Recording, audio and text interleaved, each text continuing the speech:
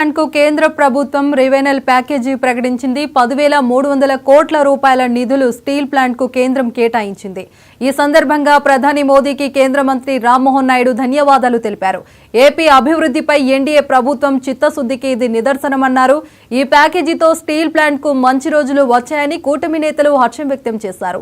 దీనిపైన పూర్తి సమాచారం రీజనల్ కోఆర్డినేటర్ కిరణ్ అందిస్తారు. Kiran, good evening Praveen. ఏదైతే సంక్షోభంలో విశాఖ ఉక్కు కర్మాగారాన్ని ప్రైవేటీకరణ చేస్తారంటూ గత కొంతకాలంగా వస్తున్నటువంటి వార్తల నేపథ్యంలో కేంద్ర రాష్ట్ర ప్రభుత్వాలు సంయుక్తంగా పెద్ద ఎత్తున స్టీల్ ప్లాంట్ ను కాపాడతామని చెప్పి ఏదైతే ఎన్నికల ముందు కూటమి సర్కార్ ఇచ్చినటువంటి హామీల నేపథ్యంలో ఈ రోజు కేంద్ర ప్రభుత్వం 11,440 కోట్ల రూపాయల పునరుజ్జీవ నిధులను విడుదల చేయడం జరిగింది. ముఖ్యంగా మనం చూసుకున్నట్లయితే సంక్షోభం దిశలో ఉండి ఇప్పటికే నష్టాల బాట పట్టి గత కొంతకాలంగా ఉద్యోగస్తులకు కానీ కార్మికులకు కానీ జీతాలు చెల్లించలేని పరిస్థితిలో విశాఖ స్టీల్ ప్లాంట్ ఉన్న నేపథ్యంలో ఆందోళన దాదాపు 2-3 సంవత్సరాల నుంచి కొనసాగుతున్న పరిస్థితి. గత వైఎస్ఆర్ కాంగ్రెస్ పార్టీ హయాం నుంచి కూడాను ప్రస్తుతం కూటమి సర్కార్ రాష్ట్రంలో అధికారంలో ఉన్న నేపథ్యంలో కూడాను పెద్ద ఎత్తున ఆందోళన సాగిస్తూ స్టీల్ ప్లాంట్ ను విక్రయిస్తారు అన్నటువంటి ఆలోచనలకు తెరతీస్తూ చేస్తున్నటువంటి ఉద్యమ నేపథ్యంలో కేంద్రం ఒక్కసారిగా 11,440 కోట్లను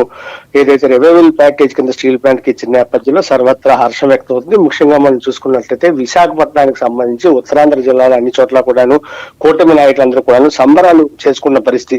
ఏదైతే ఎన్నికలకు ముందు కూటమి ప్రభుత్వం హామీ ఇచ్చిందో స్టీల్ ప్లాంట్ ఎట్టి పరిస్థితుల్లోనూ ప్రైవేటీకరించబోము అన్నటువంటి హామీ నేపథ్యంలో కేంద్ర ప్రభుత్వం ఒకసారిగా నిధులను విడుదల చేసిన నేపథ్యంలో వీళ్ళందరూ కూడా హర్షం వ్యక్తం చేస్తున్నారు. ముఖ్యంగా మనం చూసుకున్నట్లయితే కొద్దిసేపటి క్రితమే కేంద్ర మంత్రి అశ్విని వైష్ణవ్ ఈ నిధులను విడుదల చేస్తున్నట్టుగా కూడా ఏదైతే ప్రధాని మోడీ తోటి చర్చించిన నేపథ్యంలో నిన్న జరిగినటువంటి కేంద్ర కేబినెట్ సమావేశంలో కూడా దీనికి సంబంధించి స్టీల్ ప్లాంట్ పరిరక్షణ కోసం తీసుకున్నటువంటి నిర్ణయాల్లో భాగంగానే ఈ రెవెన్యూ నిధులను మంజూరు చేసినట్టుగా కూడా స్పష్టమవుతుంది. అయితే మరి కాసేపట్లో కేంద్ర ఉక్కు శాఖ మంత్రి కుమారస్వామి, అదేవిధంగా సహాయ మంత్రి ఉన్నటువంటి భూపతిరాజు శ్రీనివాస్ వర్మ, మరోవైపు కేంద్ర మంత్రి రామ్మోహన్ నాయుడు కూడాను మరి కాసేపట్లో మీడియా సమావేశం నిర్వహించి ఈ 11,440 కోట్ల స్టీల్ ప్లాంట్ కి ఏ విధంగా ఇస్తున్నారు, ఏ నిధులను ఏ రకంగా ఖర్చు పెట్టాలి, ఏ అంశాలకు సంబంధించి నిధులను ఖర్చు పెట్టాలనే అంశాలను కూడా మరి కాసేపట్లో మీడియా ముఖ్యంగా కూడా వెల్లడించే ఛాన్స్ అయితే ఉన్నాయి. అయితే కార్మికులు ఉద్యోగస్తులు మాత్రం కొంత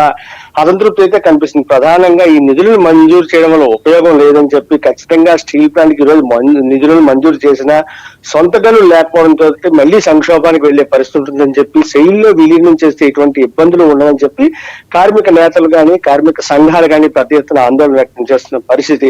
ఈ నిధులను మంజూరు చేయడం వల్ల ఎటువంటి ఉపయోగం లేదని చెప్పి ఇప్పటికే దాదాపు 4-5 నెలల నుంచి కార్మికులకు ఎవరికి కూడాను జీతాలు పూర్తి స్థాయిలో స్టీల్ ప్లాంట్ చెల్లించకపోవడం, మరోవైపు ఏడాదికి 7.5 మిలియన్ టన్నుల ఉత్పత్తిని సాధించిన స్టీల్ ప్లాంట్ కు సొంత గనులు లేకపోవడం ఒక పెద్ద మైనస్ అని చెప్పి ఇప్పటికే ఎంతో కాలంగా పోరాటం చేస్తున్నా కానీ కనీసం సొంత గనులను మంజూరు చేయకపోవడం పట్ల కేంద్ర ప్రభుత్వం ఎట్టి పరిస్థితుల్లో కూడా భవిష్యత్తులో అయినా సరే ఖచ్చితంగా ఈ స్టీల్ ప్లాంట్ ను ప్రైవేటీకరణ చేస్తుందనేటువంటి ఆందోళన అయితే కార్మికులు వ్యక్తమవుతుంది. కేవలం కేంద్ర ప్రభుత్వం ఈ రోజు నిధులను విడుదల చేసినంత మాత్రాన ఈ సమస్య ఎక్కడితో పూర్తి కాలేదని చెప్పి కార్మిక సంఘాలు అయితే అంటున్న పరిస్థితి. Praveen, right, thank you Kiran.